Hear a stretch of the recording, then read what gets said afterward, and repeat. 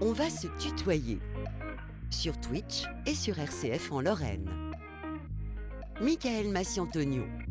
Suite dont va se tutoyer sur RCF et sur Twitch avec Guillaume Gérard Cherki et Apolline Benoît Gonin pour un entretien autour de l'illustration et plus particulièrement l'univers graphique de Lucie qui met en avant le patrimoine lorrain au cœur de son studio Fleur de Lune qui est à l'affiche ce soir et nous allons débuter avec une première question d'Apolline.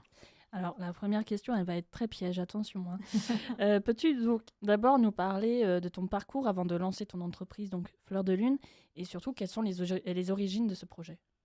Ok. Alors, pour commencer, donc moi j'ai fait une école de commerce, donc c'était pas du tout le projet initial. J'ai fait l'école de commerce de Rennes et j'ai eu un master en marketing digital. Donc ça a commencé comme ça. Et donc je me voyais faire ça comme métier. J'ai travaillé 2 ans après mes études à Paris. Et ça me plaisait beaucoup et c'était dans le tourisme. Et en fait, c'était sur une plateforme un peu comme Airbnb Experience, D'accord. donc où il y avait plusieurs activités. Et donc cette plateforme, elle avait pour but de valoriser l'artisanat local et réduire le tourisme de masse.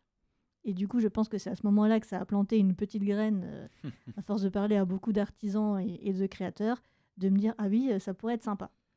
Et en fait, je dessine, je pense comme beaucoup, depuis que je suis toute petite. Et à un moment, je me suis dit pourquoi pas tenter. Et ça s'est fait comme ça, du coup, en 2022. Et c'est aussi du hasard, en fait, j'en ai parlé à une gérante de boutique, donc la boutique Héroïne au centre-ville. Je lui ai montré, mais du coup en perso, mes illustrations. Et c'est elle qui m'a dit la première, est-ce que tu voudrais pas les mettre en vitrine et tester pendant un mois? Et c'est comme ça que j'ai eu ma première commande et que je me suis dit, ça vaut vraiment le coup de donner une chance au projet. Mmh. Et justement, là, donc, tu as parlé que tu étais à Rennes, que tu étais à Paris, mais tu es née à Metz. Mais qu'est-ce qui t'a donné envie de te lancer dans ta ville natale? Alors, je suis pas née à Metz, mais j'ai grandi à Metz.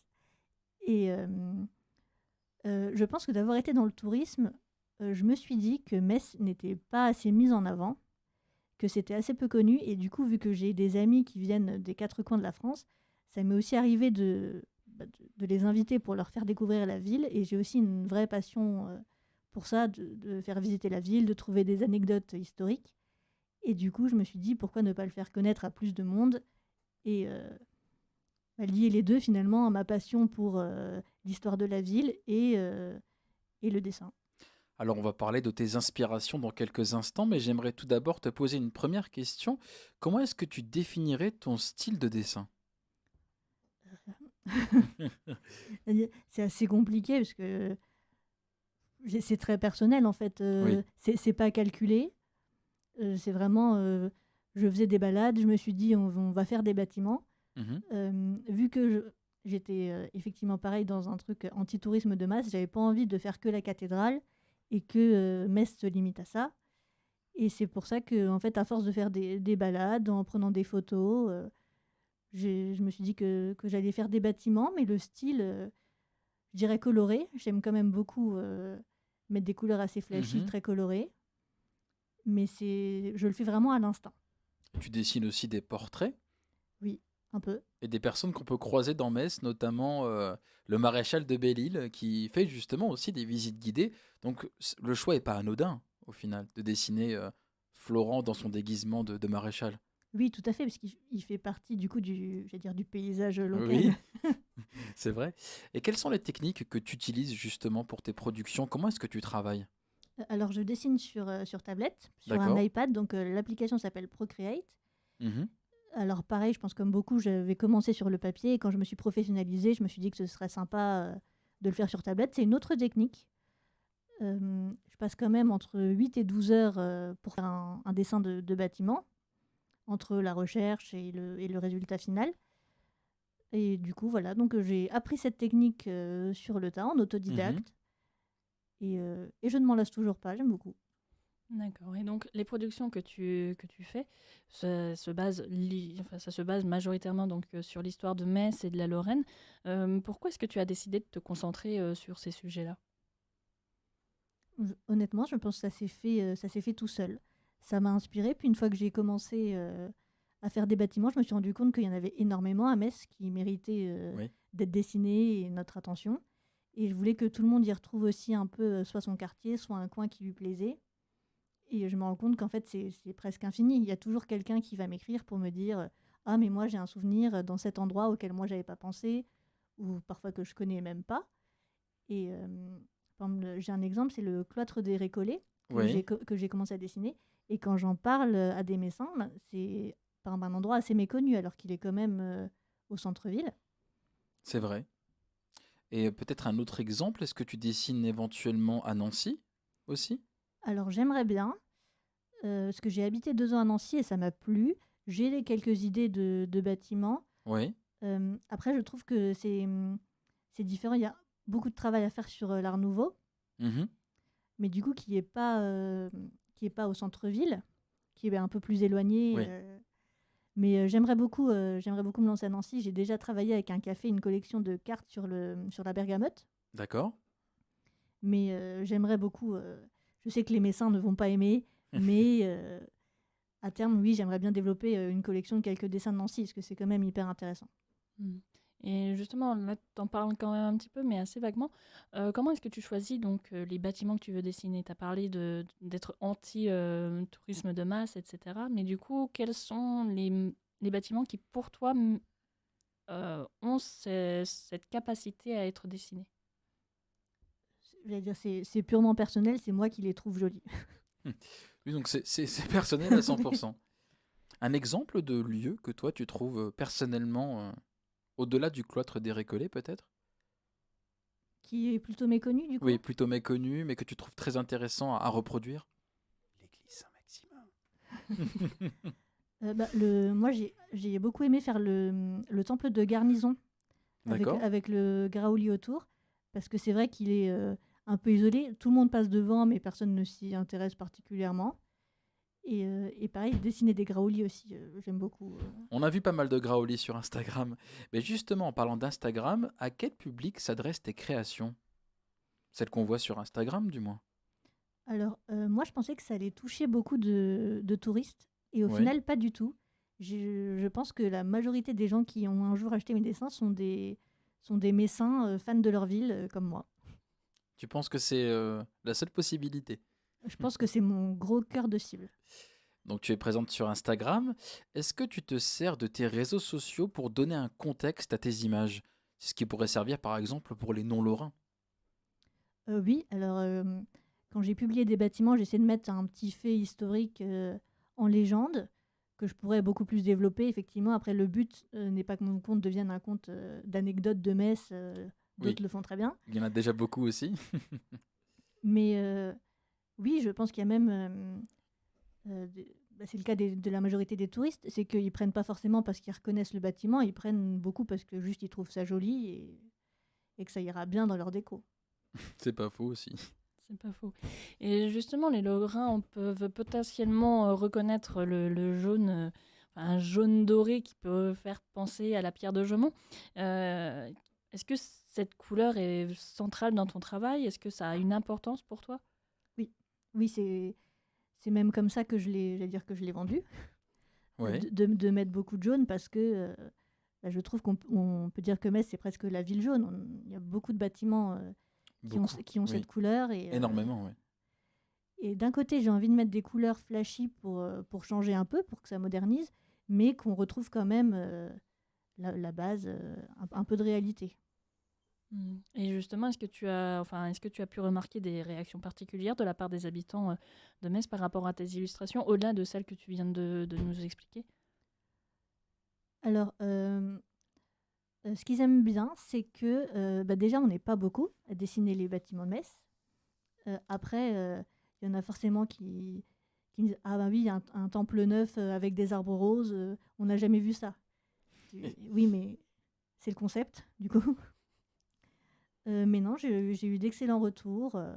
Et puis c'est un style, c'est ce qui est sympa, je trouve, même entre illustrateurs locaux, c'est que vu qu'on a tous notre style, on peut pas vraiment parler de concurrence, et juste on a chacun notre patte, Mm. finalement. Et quel rôle joue selon toi l'art et l'illustration dans la valorisation du patrimoine local? Je trouve que c'est toujours sympa pour avoir un autre œil. Je pense par exemple à la photo. Oui.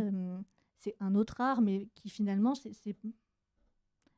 sais pas, c'est différent entre une œuvre d'art, bon, particulièrement de mon côté, c'est en petite quantité. Donc il y a Mhm. aussi une notion de rareté au produit Oui. par rapport à de la photo qu'on peut un peu maintenant tous faire, sauf cas exceptionnel où il y a d'excellents photographes locaux également. Euh, mais oui, je pense que ça aide à faire connaître. C'est un autre public aussi. Ça permet de changer un peu sa vision des bâtiments qu'on voit tout le temps. Aussi, oui. Et tu réalises aussi des commandes personnalisées. Oui. Est-ce que tu restes axé sur ta direction artistique locale avec tes clients ou alors tu peux t'adapter?